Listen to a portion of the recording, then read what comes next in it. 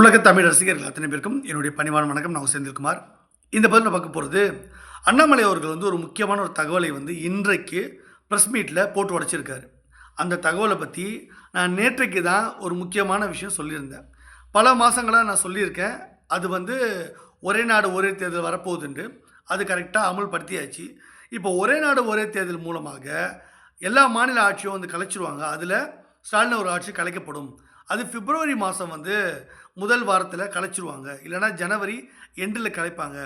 So கிட்டத்தட்ட உங்களுக்கு ஒரு 60 நாள் இல்லை 45 நாள் தான் இருக்குது அப்படின்ற ஒரு விஷயத்தை நான் அதில் சொல்லியிருப்பேன் அந்த பதிவில். இன்றைக்கு அண்ணாமலை அந்த செய்தியை கிட்டத்தட்ட உறுதிப்படுத்தியிருக்கார். அதுக்கு தான் அண்ணாமலை என்ன பண்ணியிருக்காரு, இன்றைக்கி அண்ணா பல்கலைக்கழகத்தினுடைய அந்த ஒரு பெண்ணுக்கு நடந்த ஒரு பாலியல் வன்கொடுமை விஷயத்தில் திமுக சார்ந்த ஒரு நிர்வாகியாக அவர் இருந்திருக்கார், கட்சிக்காரராக அது நபர் இருந்திருக்காரு, அந்த குற்றவாளி. அவர் விஷயத்தில் திமுக ரொம்ப மெத்தனமாக நடந்துக்கிறாங்க, எஃப்ஐஆர் விஷயம் கசிய விட்டாங்க, அப்புறம் சிசிடிவி ஃபுட்டேஜ் சரியாக கவனிக்கலைன்றாங்க, அவருக்கு போலியான மாவுக்கட்டு போட்டிருக்காங்க, பெரிய நடவடிக்கை ஒன்றும் எடுக்கலை, இது ரொம்ப மோசமான செயல் சொல்லிவிட்டு திடீர்னு அண்ணாமலை அவர்கள் ஒரு சவால் விடுறாரு. இன்னும் ஒரு 45 நாளில் நான் ஒரு மிகப்பெரிய அளவில் நான் இனிமேல் செப்பலே போட மாட்டேன், காலுக்கு செருப்பு அணிய மாட்டேன், நான் இன்னும் ஒரு 45 நாளுக்குள்ளே இந்த திமுக ஆட்சியை அகற்றாமல் நான் ஓய மாட்டேன், திமுக ஆட்சியை அகற்றிட்டு தான் நான் காலில் இனிமேல் செருப்பே போடுவேன் அப்படின்னு சொல்லியிருக்கார். நாளைக்கு கூட ஏதோ சவுக்கால தானே அடிச்சுக்கிற போராட்டத்தை அண்ணாமலை அவர் பண்ணுறாரு. இதை சில பேர் அண்ணாமலை வித்தை காட்டுறாரு. அவருக்கு அவங்க சொந்தக்காரங்க இல்லையா, அக்காவுடைய அக்கா ஹஸ்பண்ட் மாமா தானே, அவங்க வீட்லேயே ரெய்ட் பண்ணிட்டாங்க, ஸோ அண்ணாமலை பதவியிலேருந்து தூக்க போகிறாங்க அப்படின்ற விஷயம்லாம் நிறைய வந்த உடனே அண்ணாமலை எப்படியாச்சும் தன் இருப்பை தக்க வச்சுக்கிறதுக்கு, திமுகவுக்கு எதிராக ரொம்ப செயல்படுற மாதிரி காமிச்சிக்கிறதுக்கு பல விஷயங்கள் பண்ணுறாருன்னு நிறைய பேர் விமர்சனம் வச்சாலும், அண்ணாமலை அவர்கள் இப்போ நான் சொன்ன விஷயத்தை பார்த்து தெரிஞ்சுக்கிட்டார். ஏன்னா இந்த ஒரே நாடு ஒரே தேர்தல் சிஸ்டம் நான் உருவாக்கி கொடுத்தது தான் அரசாங்கத்துக்கு. இது மட்டும் இல்லை, அரசாங்கத்துடைய ஜிஎஸ்டி விவகாரமாக இருக்கட்டும், பல்வேறு சட்டங்கள் திட்டங்கள் நிறைய விஷயங்கள் நான் வடிவமைச்சு அரசாங்கத்துக்கு கொடுத்துருக்கேன். அது என்னுடைய கடமை. இது நான் ஏதோ பெருமடிச்சுக்கோ தம்பட்ட அடிச்சுக்கோ சொல்லலை. ஒரு பொறுப்புள்ள இந்திய குடிமகனாக அரசாங்கத்துக்கிட்ட நான் கோரிக்கை மனுவாக அதை கொடுக்குறேன், இந்த விஷயத்தை முன்னெடுங்கன்னு. அதை அவங்க கனிவோட பரிசீலனை பண்ணி அதை அமல்படுத்துகிறாங்க. மக்களுக்கு அதனால் நல்லது நடந்தால் சரிதான், அதனால் கஷ்டம் வரக்கூடாது, ஜிஎஸ்டி வரைலாம் கம்மியாக தான் போடணுன்னு தான் நான் கோட் பண்ணி கொடுத்துருந்தேன். அது கொஞ்சம் அவங்க அதிகமாக போடுறாங்க, அது அவங்க அதிகாரத்தில் உட்பட்டதாக இருக்குது, அதையும் நான் கண்டிச்சிருக்கேன். அப்படி தான் இந்த ஒரே நாடு ஒரே தேர்தல் விஷயத்தில் என்ன நடக்க போகுது நான் முன்கூட்டியே சொல்லியிருந்தேன். நிறைய பேர் நம்பலை, இதெல்லாம் வாய்ப்பே கிடையாது அப்படிலாம் சொல்லியிருந்தாங்க. இப்போ சட்டம் அமல்படுத்துறதுக்காக அந்த ஒழுங்கு நடவடிக்கை குழுவுக்கு போயிருக்கு. அது இன்னும் ஒரு 40-45 நாளில், அது அநேகமாக பிப்ரவரி மாதம் அது வந்துடும் அப்படின்னு சொல்கிறேன். அப்படி வந்துட்டால் திமுக ஆட்சி கலைச்சிடுவாங்க. திமுக ஆட்சி மட்டும் இல்லை, இந்தியா முழுவதும் உள்ள மாநில அரசுகள் எல்லாத்தையும் கலைச்சிட்டு என்ன மத்திய அரசாங்கம் கலைக்கப்பட்டு மிகப்பெரிய அளவில் தேர்தல் ஆணையம் தேர்தலை அனௌன்ஸ் பண்ணுவாங்க. இதை தெரிந்து கொண்ட அண்ணாமலை உடனடியாக என்ன பண்ணுறாரு, இவர் என்னமோ திமுகவுக்கு எதிராக போராடி தான் இந்த ஆட்சியை மோடி அவர்கள் கலைச்சிட்டார். அதாவது அண்ணாமலை அவர்கள் போராட்டத்தினால் இந்த திமுக ஆட்சி கலைச்சிட்டாங்க அப்படின்னு சொல்கிறதுக்காக அந்த கிரெடிட்டை தான் எடுத்துக்கணும் அப்படின்றதுக்காக இன்றைக்கி சவால் விடுறார் மீடியா கிட்ட. இது ஒரு ட்ராமா. அண்ணாமலை அவர்கள் இது வரைக்கும் திமுகவோட இணக்கமாக தான் இருந்திருக்கார் தவிர திமுகவை மேடையை எதிர்த்து பேசுகிறாரு. ஆனால் உள்ளுக்குள்ளே திமுக காரங்கிட்டே கட்டிங் வாங்குறான்றது இந்த செந்தில் பாலாஜி என்னுடைய நண்பர்னா, எங்கள் பங்காளினா, எங்கள் சொந்தக்காரர்னா, அவங்க வீட்டில் நான் சாப்பிடுவேன்னா, அவர் எங்கள் அம்மா கிட்ட சாப்பிட்ருக்காருனா, ஜோதிமணி இருக்காங்க காங்கிரஸில், அவங்க உறவுக்காரர்னா, எல்லா வீட்டில் ரெய்டுலாம் வரும்னா அதுக்கு எனக்கு சம்மந்தம் இல்லைன்னா, அப்படி இப்படிலாம் அண்ணாமலை பேசியிருக்காரு. அண்ணாமலை ஃப்ராடுன்றதை நான் எப்போது சொல்லிட்டேன்.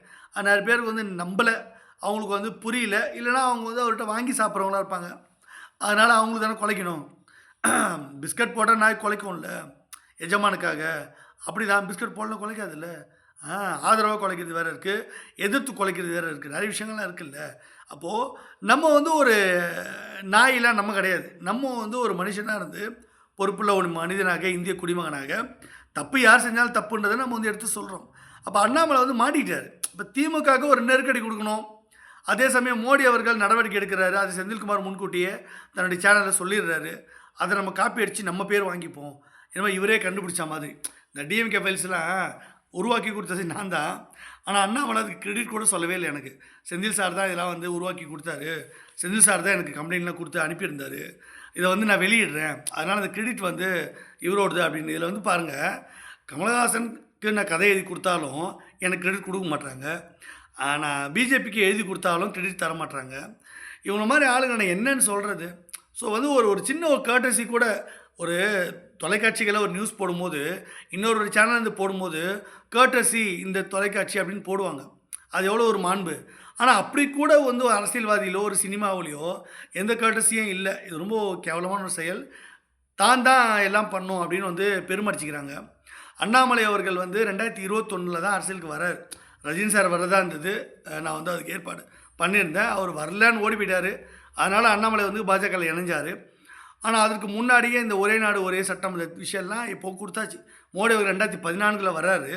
அதுக்கப்புறமா நான் அதெல்லாம் குடுக்குறேன். ஒவ்வொரு விஷயமா குடுக்குறேன். சட்டங்கள், திட்டங்கள். அப்பலாம் அண்ணாமலைக்கு இது என்னன்னே தெரியாது.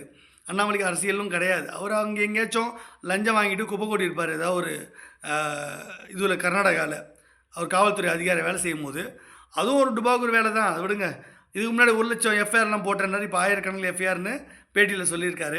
அவர் மாத்தி மாத்தி பேசுவார். அத சீரியஸா எடுத்துக்காதீங்க. ஆக்சுவலா நடவடிக்கை வந்து சென்ட்ரல் கவர்ன்மெண்ட் எடுக்குறாங்கன்னு அண்ணாமலைக்கு தெரிஞ்சிருச்சு. அவருனால தான் இந்த திமுக இதுவே பண்ணோன்றது அவர நம்பி இருக்க சில ஃபேன் பேஸ் இருக்காங்கல்ல. அவங்கள ஏமாத்தணும்ல. அதுக்காக அவர் வந்து இந்த மாரிலாம் வந்து ஸ்டண்ட் அடிக்கிறாரே தவிர ஒண்ணுமே கிடையாது. சீரியஸா அண்ணாமலை அவர்கள் திமுகவை எதிர்த்து எதுவுமே பண்ணல. அதுதான் நிஜம். திமுக ஆட்சிய கலைக்கிறதோ, இல்ல திமுக எதிரா வந்து அவங்கள கைது பண்ண வைக்கிறது எதுவுமே பண்ணல.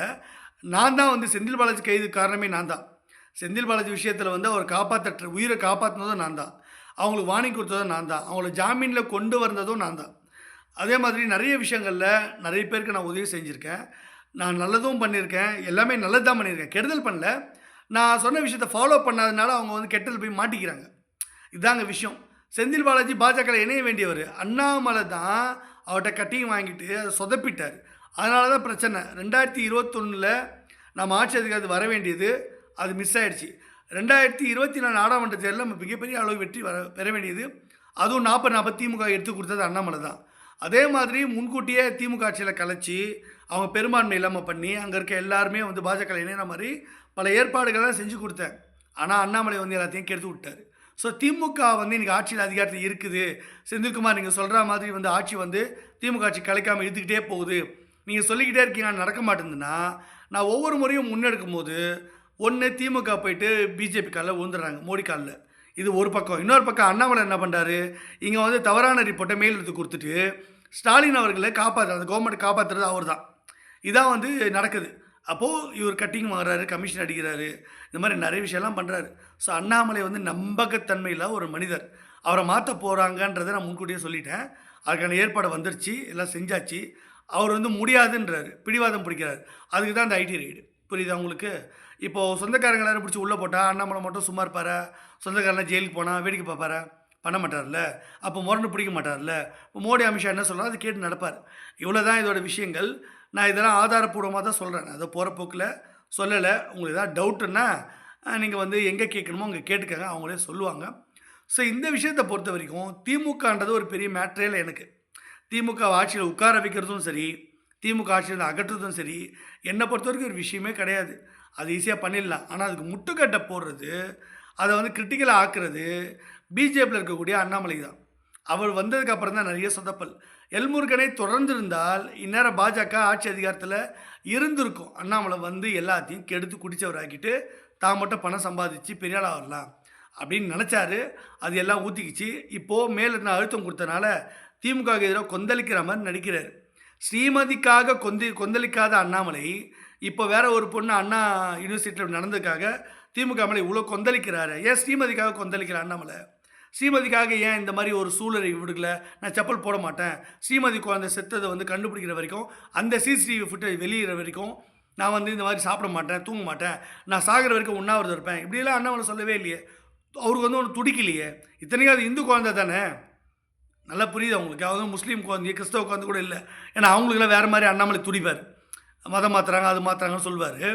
இதில வந்து அப்படி துடிக்கவே இல்லையே. இந்து குழந்தைக்காக. இப்போ மட்டும் இந்த பொண்ணுக்காக வந்து ஏன் துடிக்கிறாருன்னா, எல்லாம் ட்ராமா. மக்கள் தெரிஞ்சுக்கங்க. உண்மையான சித்தாந்தவாதிகளை மக்கள் அடையாளம் கண்டுக்கங்க. போலிகளை கண்டு ஏமாறாதீங்கன்னு பதிவோட நோக்கமாக இருக்குது. ஸ்டாலின் ஆட்சி கலைக்குது முடிவு பண்ணிட்டாங்க. அது ஒரே நாடு ஓடித்தல் மூலமாக எல்லா மாநிலத்திலையும் ஆட்சி போகுது. அப்போ திமுகவும் போக தான் போகுது. திமுக என்கிட்ட ஆலோசனை கேட்கறதுக்கு ஸ்டாலின் என்ன சில நடவடிக்கை எடுக்கிறான்னு நான் சொல்லியிருந்தேன். அவங்க எப்போ வருவாங்கன்றதுலாம் அவங்க தான் முடிவு பண்ணி சொல்லுவாங்க, எனக்கு தெரியாது. திமுக என்ன ஆக்ஷன் எடுக்க போகிறாங்க, பிஜேபி என்கிட்ட என்ன மாதிரி பேச்சுவார்த்தை நடத்த போகிறாங்கன்னு எனக்கு தெரியாது. தெரியாமல் நான் எதுவும் சொல்ல முடியாது. ஆனால் என்கிட்ட உதவின்னு யார் கேட்டாலும் நான் வந்து உதவி செய்கிறது என்னுடைய பழக்கம். ஒருத்தர் உதவின்னு வந்து கேட்டது அண்ணாமலைக்கே நாளைக்கு வந்து செந்தில் எனக்கு வந்து மோடி வந்து நீங்கள் சொன்ன மாதிரி நான் தலைவர்களை தூக்கிட்டாங்க, எனக்கு வந்து எம்பி சீட்டு கேட்டால் கொடுக்க மாட்டாங்க, ஒரு அமைச்சர் பதவி கேட்டால் கொடுக்க மாட்டாங்க, என்னை காப்பாற்றுங்க அப்படின்னு அண்ணாமலை என் காலில் விழுறதுக்கான வாய்ப்பு ரொம்ப தூரத்தில் இல்லை. கூடிய சீக்கிரம் நடந்துடும். வந்து என் காலை தான் விழுவார், என் காலை பிடிச்சி அழுவார், கதறுவார். செந்தில் சார் எனக்கு எப்படியாச்சும் வந்து ஒரு போஸ்டிங் போட்டு கொடுங்க, நீங்கள் சொன்னால் மோடி கேட்பார், நீங்கள் தான் எனக்கு ரிப்போர்ட் கொடுத்தீங்க அப்படின்னு சொல்லுவார். இந்த மாதிரி நிறைய பேர் என்கிட்ட வந்து கேட்டிருக்காங்க பிஜேபியில். நிறைய பேர் நான் உதவி செஞ்சுருக்கேன். ஸோ நான் எந்த பதவியும் எனக்காக நான் கேட்டதே கிடையாது, ரெக்கமெண்டேஷன் பண்ணதில்லை. நிறைய பேருக்கு ரெக்கமெண்டேஷன் லெட்டர் நான் கொடுத்துருக்கேன். ஸோ நான் வந்து எதுவும் ரெக்கார்டோடு தான் சொல்கிறேன். நான் ஏதோ பொய்யா போகிற போக்கில் ரீல் சுற்றலை. திரும்பவும் சொல்கிறேன், இந்த செந்தில்குமார் வந்து ரீல் சுற்றுற ரீல் ஹீரோ இல்லை, I am a real hero.